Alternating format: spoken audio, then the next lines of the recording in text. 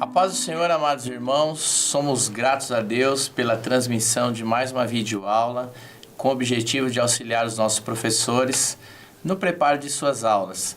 Hoje tenho o prazer de estar aqui, após algum tempo, ao lado do pastor Rogério, escritor, comentarista.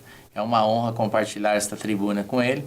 Estamos caminhando aí para o final de mais um trimestre que foi uma bênção para todos nós, no qual estamos estudando acerca do tema Quem é Deus? Falamos, claro que de forma limitada, pois somos limitados sobre este assunto em conceituar, definir por completo quem é o nosso Deus. Falamos sobre seus atributos incomunicáveis, comunicáveis, e hoje nós vamos falar sobre algumas posições equivocadas sobre o nosso Deus. O trecho bíblico escolhido pelo nosso comentarista para sustentar os seus comentários está registrado em Isaías, capítulo de número 6, versículos 1 a 5, e eu vou ler com vocês. No ano em que morreu o rei Uzias, eu vi também ao Senhor assentado sobre um alto e sublime trono, e a cauda do seu manto enchia o templo. Serafins estavam por cima dele, cada um tinha 6 asas, com 2 cobriam seus rostos, e com 2 cobriam seus pés, e com 2 voavam. E clamavam uns aos outros, dizendo: Santo, Santo, Santo é o Senhor dos exércitos. Toda a terra está cheia da sua glória. E os umbrais das portas se moveram à voz do que clamava, e a casa se encheu de fumaça. Então disse eu: Ai de mim, pois estou perdido, porque sou um homem de lábios impuros, e habito no meio de um povo de impuros lábios. Os meus olhos viram o Rei, o Senhor dos exércitos. Quando nós olhamos para a Bíblia, percebemos que nunca foi a intenção do nosso Deus provar a sua existência. Já no primeiro versículo do primeiro livro, está escrito que no princípio criou Deus os céus e a terra. Princípio aqui para nós e todas as outras criaturas que foram por ele criadas, né? Então, quando fala aqui de céu, nós sabemos que está se referindo aí ao mundo espiritual. Então, quando se trata aqui de céus, faz menção a todo o mundo espiritual que foi criado pelo nosso Deus, em um tempo que nós não sabemos quando. E quando se fala aqui de terra, e esse terra aí em letra minúscula, está fazendo menção a todo o mundo físico que foi também criado por ele. Então, nós vemos aqui que o verbo que foi usado aqui está no pretérito perfeito, ou seja, Deus criou, ele não começou a criar. Então, evolução, toda essa teoria de evolução, nós sabemos que é uma coisa do homem. O homem, sim, tudo que ele faz pode ser melhorado, mas Deus, quando criou todas as coisas, ele criou tudo perfeito. Então, nós vimos na aula de número 3 que o nosso Deus sempre se revelou à humanidade, sempre foi a intenção dele fazer isso. Desde os primórdios, ele nunca se ocultou. A sua existência, assim como o seu glorioso poder, ele sempre deixou latente aos olhos de todos. Primeiro, pela natureza, nós podemos encontrar, nós conseguimos enxergar a grandeza de Deus através da natureza, por meio da consciência que foi colocada em cada um, né, em todo ser humano, por meio dos profetas, pela palavra escrita e, por último, pela revelação máxima através do seu próprio Filho. Mas ainda assim, pastor, o ser humano procurou, sendo obviamente influenciado por Satanás, o ser humano procurou inventar suas próprias teorias sobre o nosso Deus, as mais absurdas possíveis. Claro que em uma única aula nós não conseguiremos aqui falar de todas essas teorias equivocadas. E eu acredito que você, professor, provavelmente também não vai conseguir fazer isso em apenas uma aula. Mas nós tentaremos aqui trazer algumas informações adicionais que irão te auxiliarem no preparo de sua aula. O primeiro equívoco sobre Deus, descrito aqui pelo nosso comentarista, é o agnosticismo. Essa teoria é diferente do ateísmo, haja vista que eles não negam a existência de Deus. O que, na verdade, eles defendem é a impossibilidade de conhecer, de definir, de conceituar aquilo que não possua uma comprovação científica. Ou seja, tudo aquilo que que ultrapassa o método empírico de conhecimento, ou seja, prático e explicável, deve ser desconsiderado. Então, eles afirmam que o homem é incapaz de entender assuntos relacionados com a metafísica ou assuntos relacionados a divindades. É claro que nós realmente somos limitados e incapazes de conceituar o nosso Deus de uma forma absoluta, plena, como já foi dito anteriormente. Mas nós podemos sim ter um conhecimento sobre Deus, sobre o seu modo de agir, sobre o seu amor pela humanidade, suas características. À medida que nós vamos nos aproximando dele, nós vamos conhecendo melhor. Não é isso, pastor Rogério? Então, à medida que nós nos aproximamos de Deus, nós não vamos conhecê-lo na sua totalidade, mas nós vamos adquirindo conhecimento melhor sobre ele. O que a gente consegue falar aí sobre esse assunto, pastor, o agnosticismo? A paz do Senhor, irmãos, eu quero primeiramente agradecer essa oportunidade que o CAPED nos tem concedido, agradecer ao nosso irmão Daniel, e eu creio que nós estamos aqui para auxiliar os irmãos. E referente aos pontos que já foi mencionado pelo próprio irmão Daniel, embora o ser humano ele tenha a sua capacidade, a sua dificuldade intelectual e até mesmo espiritual, nós partimos do pressuposto da revelação, né? Dentro dessa revelação que é dada pelo próprio Deus, sabendo da incapacidade humana, a gente consegue ter um relacionamento com Deus e uma aproximação. E mediante essa aproximação a gente vai entender que Deus ele é soberano, né? O próprio texto da leitura de Isaías vai demonstrar que um reino humano está se desfazendo, está em um caos, mas Deus está assentado em um alto sublime trono, reinando, governando.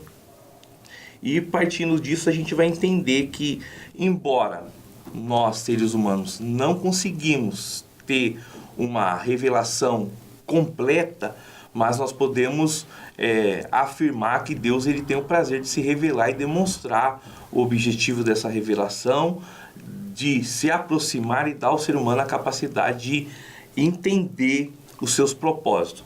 Eu até marquei aqui um versículo, irmão Daniel, que se encontra em Romanos 1:20. Eu gostaria de fazer menção a esse versículo, eu acho que se encaixa perfeitamente a esse contexto do primeiro tópico aqui, que diz assim, Romanos capítulo 1, o versículo 20, que diz: porque as suas coisas invisíveis, desde a criação do mundo, tanto o seu eterno poder como a sua divindade, se entende e claramente se vê pelas coisas que estão criadas para que eles fiquem inesculpáveis. Então você vê que pela própria revelação há uma afirmativa, né, que Deus, ele, em todo o contexto de criar, como foi dito, muito bem colocado pelo irmão Daniel, Deus ele se revela, ele se demonstra, mostrando que independente da capacidade humana, a soberania de Deus é quem dá ao ser humano a capacidade de compreender alguma coisa. O tópico segundo aí da nossa lição, então o nosso irmão aqui, pastor Rogério, já fez aí as suas considerações acerca dessa teoria aí, o agnosticismo. E no tópico segundo nós vamos ter uma outra visão equivocada aí acerca do nosso Deus. Então vai trazer informações aí e explicações sobre o deísmo. O comentarista da nossa lição, o irmão Natan, ele inicia aqui falando sobre as raízes dessa teoria.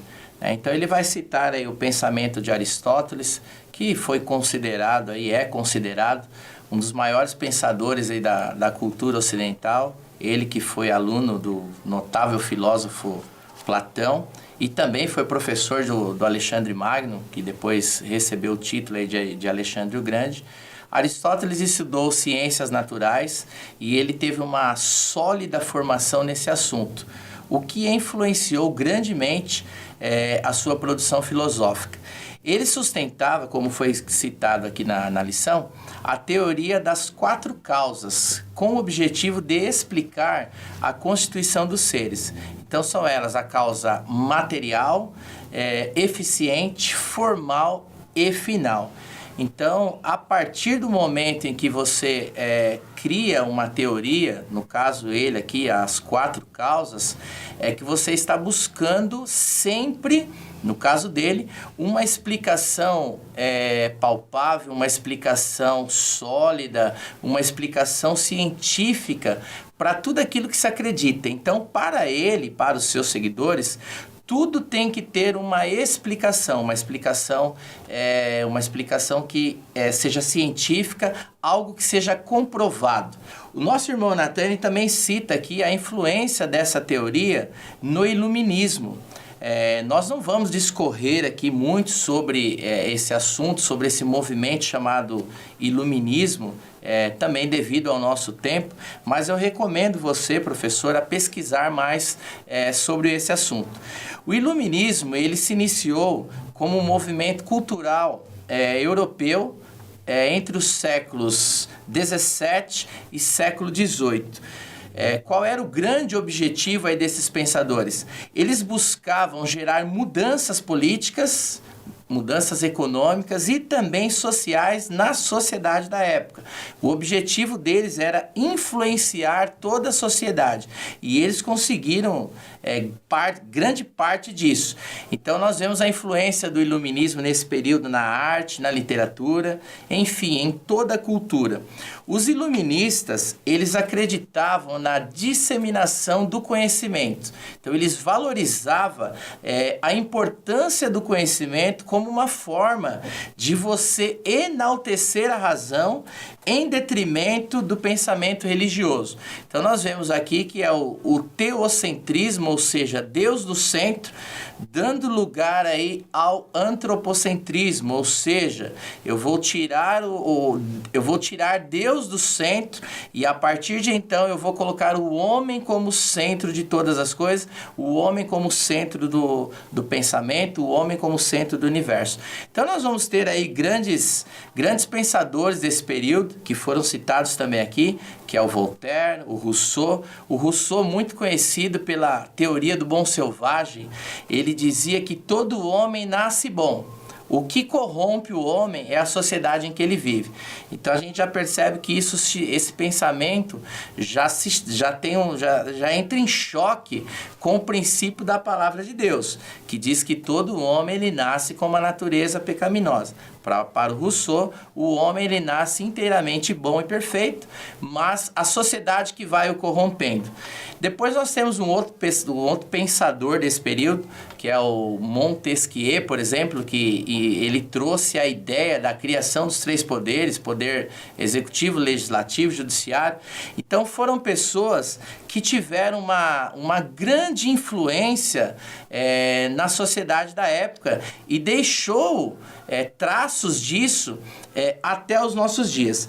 Os deístas também, eles não são ateus. Eles acreditam sim que foi Deus que criou todas as coisas, mas Deus, ao criar todas as coisas, ele deixou a criação toda de lado. Não existe uma preocupação em Deus sendo soberano de todo o universo. Para que eu vou me preocupar com a criação? A criação é algo pequeno demais para mim. Então, na mente deles, Deus criou sim as coisas, mas ele esqueceu o homem, abandonando o homem aí à própria sorte. Para eles, Deus está distante demais e ele não vai se importar com assuntos pequenos relacionados aí aos seres humanos. Então, eles atribuem as mazelas da sociedade a esse suposto descaso da parte de Deus com toda a sua criação. Parece que é um pensamento totalmente equivocado, né, pastor? Deus, ele criou sim todas as coisas, mas ele continua sustentando tudo aquilo que ele criou. Não é isso, pastor? É isso mesmo, irmão Daniel. A gente vê que, embora esse conceito do deísmo, ele vem trazer que Deus ele não interfere na realidade, né? E, por um lado, o mundo deve seguir o seu curso natural. Mas não é isso que a gente vê. A gente vê que Deus ele tem poder sobre tudo que foi criado, ele interage, né, com o ser humano, mostrando que refutando, na verdade, que esse tipo de pensamento é um pensamento totalmente contrário que as Escrituras ela nos ensina.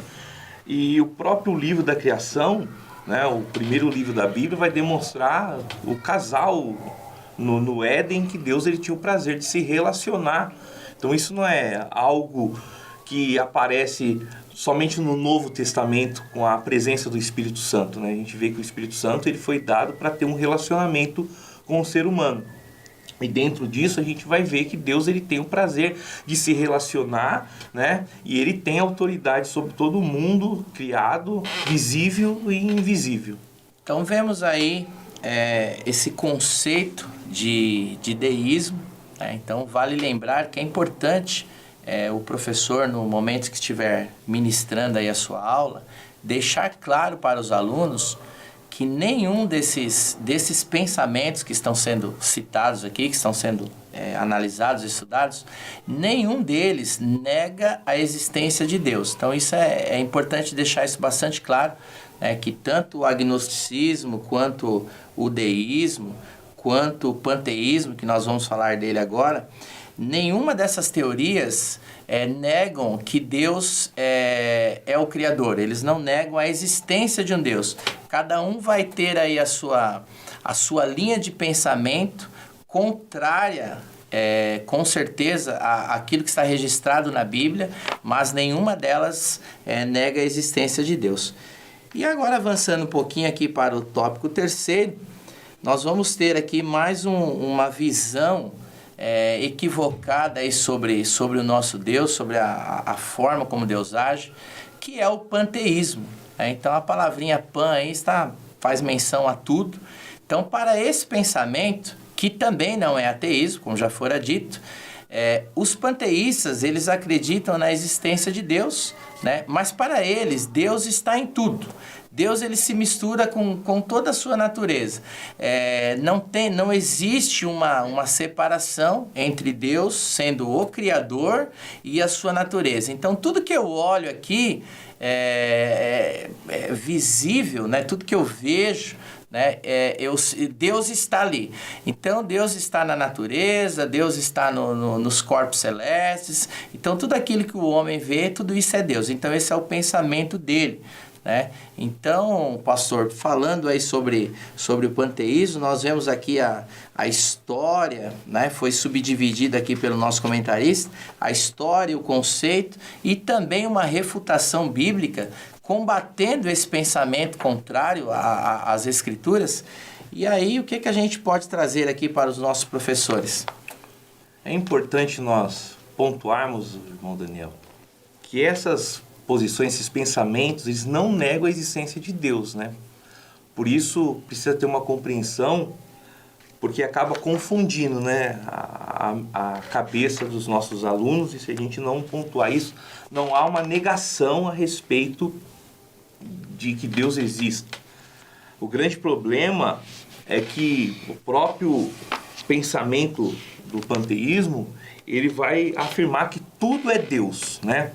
E isso também, se a gente for levar para o lado teológico, se a gente não conseguir compreender, a gente pode confundir com a sua transcendência, né? Ou a sua imanência, né? Principalmente com a imanência. Porque se por um lado o panteísmo ele vai dizer que tudo é Deus, né? A própria teologia, a Bíblia vai mostrar para nós, dentro da sua imanência, que Deus ele se relaciona com a sua criação. Se os irmãos puderem transmitir o versículo de Jeremias 23, 24, eu gostaria de fazer menção dele nesse momento.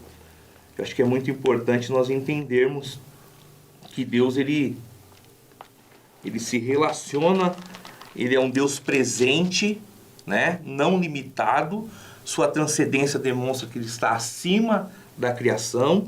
É Jeremias 23, 24, e diz assim: sou eu apenas Deus de perto, diz o Senhor, e não também Deus de longe? E se lermos esse é o 23, 23, o 24 diz assim: esconder-se-ia alguém em esconderijos de modo que eu não o veja, diz o Senhor. Porventura não encho eu os céus e a terra, diz o Senhor. Então, Aqui a gente vê que Deus, embora ele seja transcendente, ele está acima da sua criação, a sua imanência, ele se relaciona com a sua criação. Diferente do pensamento do panteísmo, irmão Daniel, que vai dizer que Deus, ele é a própria natureza e ele está em tudo.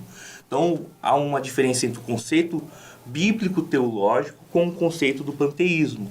Então, nós cremos na imanência de Deus, mas isso não significa que Deus, ele que tudo é Deus, mas que Deus, ele se relaciona com as suas criaturas, conforme nós lemos aqui em Jeremias 23, versículo 23, capítulo 23, versículo 23 e 24.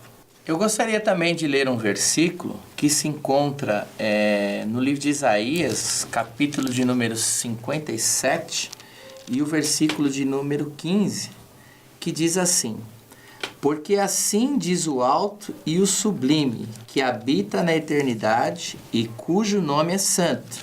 Em um alto e santo lugar habito, e também com o contrito e abatido de espírito, para vivificar o espírito dos abatidos e para vivificar o coração dos contritos.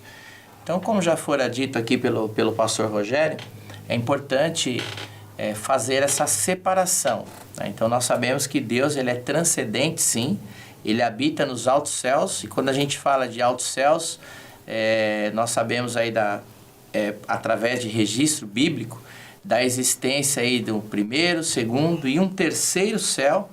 Então, nós sabemos que isso está a uma distância que a gente não consegue fazer ideia da distância que está isso. Mas que esse Deus que habita lá nos altos céus, como está registrado aqui no livro de Isaías, esse Deus, ele também habita, né, com contrito de coração, ou seja, a sua presença preenche todo o universo, tá? Então, nós estamos falando aí da transcendência e também da imanência, mas não significa estar presente em todos os lugares ao mesmo tempo, né, revelando aí a sua onipresença. Não quer dizer que Deus, ele se mistura com os elementos da natureza. Então, nós precisamos fazer uma separação entre a existência de Deus enquanto pessoa da sua criação. Então, eu não posso misturar Deus com os elementos da natureza. Então, ser imanente significa que ele está aqui presente, ele tem um cuidado com tudo aquilo que ele criou, mas ele não se mistura com a sua criação. E agora, falando um pouquinho aí do tópico de número 4, né, que é o último tópico aqui da nossa lição, que vai trazer mais uma visão equivocada sobre o nosso Deus, que provavelmente é a mais difundida na atualidade. Então vai falar aí de um evangelho distorcido, né, um evangelho que se preocupa em motivar o ser humano, como se o ser humano fosse, né, em alguns momentos até equiparado a Deus, um evangelho que muitas vezes encosta Deus na parede, como se uma espécie de coação, como se o servo pudesse dar ordem ao seu senhor.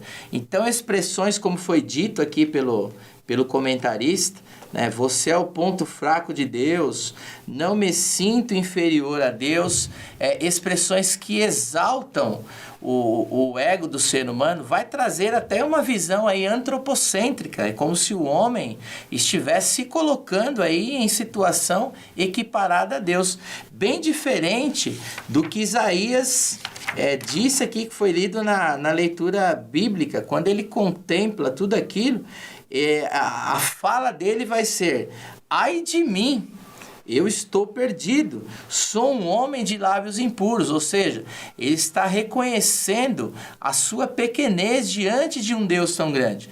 Então, expressões aí como eu determino, né, e equívocos, interpretações erradas de trechos da palavra de Deus, promessas que muitas vezes são para Israel, como as de Deuteronômio capítulo 28, que são atribuídas aí para a igreja.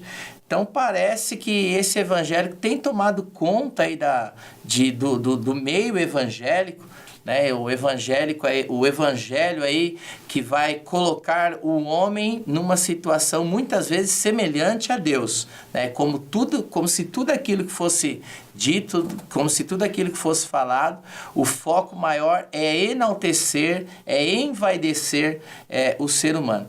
Parece que esse evangelho do determinismo, pastor, acho que não existia na época de Moisés, né? Quando ele teimando ali com Deus, pedindo ali, solicitando a Deus para entrar na terra, Deus falou para ele, você não vai entrar. Eu acho que se esse evangelho aí já fosse pregado na época, esse determinismo, eu acho que ele poderia tentar encostar Deus ali na parede, como que é o que a gente tem visto aí nos nossos dias. É como se as pessoas fossem donas da agenda de Deus, colocando Deus aí numa posição, em alguns casos até mesmo inferior, como se ele fosse o subalterno daquele que está lhe dando ordem. Parece que isso tem atingido o nosso meio, né, pastor? Sim, irmão Daniel, a gente vê que desses pensamentos, dessas ideologias, o evangelho motivacional é o mais presente, né, o mais forte, e que foge de toda uma tradição bíblica. Se a gente fosse pegar lá o caso de Moisés, certamente, se fosse seguir essa linha de raciocínio, não teria dado certo. Mas o que a gente vê que, eu até nesse ponto, eu coloquei a questão da demanda, muito bem colocado pelo irmão Natan, né? A demanda dos pregadores, a gente vê hoje que esse tipo de evangelho, ele tem tomado conta do cenário evangélico e gospel no Brasil e no mundo. A gente vê essa mensagem do eu posso, eu consigo. Ele colocou aqui também a questão da mente, de você determinar que vai dar certo, que vai acontecer. E, por um outro lado, a gente vê que foge daquilo que a própria palavra ela ensina. Eu não sei como Paulo, né? A gente falou de Moisés, Paulo ele ia conseguir lidar com isso, porque ele próprio escreve que sofreu naufrágio, prisões, e se a gente for colocar nesse contexto que é ultra individual, como que esses pregadores conseguiriam lidar com o que Paulo passou com essas mensagens, né, dos dias de hoje, que a gente constantemente recebe, né? Na mensagem do WhatsApp, que por um lado, até o sentido da palavra que é pregada, o objetivo mesmo é motivacional, é motivar a pessoa, né? Mas a partir do momento que ela foge da questão que leva o ser humano às suas obrigações, o crente, o mundo às suas obrigações diante de Deus, a gente precisa tomar um certo cuidado. E tem esse tipo de mensagem porque tem um público, tem uma demanda, né? Como foi colocado pelo irmão Natan, a questão da própria teologia da prosperidade, que muitos pregadores dessa linha de pregação hoje têm também adotado esse tipo de pensamento, esse evangelho motivacional. E essa questão aí desse evangelho motivacional, pastor, o que nós vemos, né, o que nós temos visto, é uma busca incessante por coisas terrenas. Mas nós encontramos na palavra de Deus, nenhuma promessa feita para a igreja são promessas terrenas. Todas as promessas que nós temos da parte do nosso Deus são promessas celestiais. Promessas, inclusive a orientação é de nós nem juntarmos tesouros na terra, né? Então, todas as bênçãos para a igreja são bênçãos que nós desfrutaremos espiritualmente. Claro que nós, enquanto cristãos, Jesus disse que nós teríamos aflições no mundo e Ele nos prometeu que nós teríamos uma vida terrena, uma vida com abundância. Mas o que nós temos visto aí sendo pregado por esse evangelho motivacional é como algo uma busca incessante por um sucesso financeiro, por uma saúde emocional, ou seja, uma vida sem nenhum tipo de problema. Então, como já foi dito aqui pelo pastor, se nós pegarmos exemplos dos apóstolos, né, nós vamos ver que esse evangelho motivacional não vai encontrar espaço para as coisas que nós vimos, que estão registradas nas Escrituras, coisas que eles passaram, acontecimentos que eles vivenciaram. Então, nós aqui na Terra vamos viver, sim, uma vida abundante com Cristo, uma vida de paz, uma vida de alegria, mas nós não estamos isentos de passar por dificuldades, de passar por provações, porque isso já estava previsto, que no mundo nós teríamos aflições. Mas a maior esperança do cristão não são as coisas desse mundo, não são promessas terrenas, são promessas de uma eternidade com o nosso Deus. Então, nós já caminhando aí para o final, quero passar aqui para o pastor fazer aí as suas considerações finais, algo que ele considera aí relevante para passar a você, professor. Como palavra, né, de conclusão, acho que esses pontos foram muito bem colocados pelo próprio autor da revista, escritor da revista, que essas posições elas vão ser divergentes sobre quem é Deus, né, e o propósito de Deus para com o ser humano. E principalmente que a gente vê que esse tópico, o último tópico, o quarto do Evangelho motivacional, que é muito presente para a nossa época, para os nossos dias, a gente vai ver que hoje o problema não é a mensagem motivacional, ela é importante, nós não somos contra nenhum tipo de mensagem que venha a ser como algo que traz motivação a alguém, não é isso. O problema é o que vem por detrás dessa mensagem, o que ela traz. Qual é o propósito e o objetivo dela. Então, sim, nós não somos contra. Acho que não foi o objetivo do próprio irmão Natan, que escreveu muito bem escrito essa lição e toda a revista. O problema não é a mensagem motivacional. O problema é o que vem por detrás disso, né? A própria questão de trazer um Deus como um Deus serviçal, né? Que o que vale é o eu posso, eu consigo, tem que acontecer, Deus tem que fazer. Então, assim, todas essas posições foram importantes, né? Que você possa passar ao aluno e que, com certeza, que o Espírito também possa demonstrar qual é o objetivo principal do Evangelho. Quero agradecer mais uma vez a oportunidade de contribuir com o CAPED. Um prazer estar aqui com o irmão Daniel e que Deus possa continuar vos abençoando. Somos gratos a Deus por mais essa transmissão, a todos vocês que nos acompanharam até aqui, ao amado pastor Rogério. Foi uma honra estar aqui mais uma vez ao lado dele. E o nosso desejo é que você, professor, continue ministrando as suas aulas com sabedoria, com unção, com graça.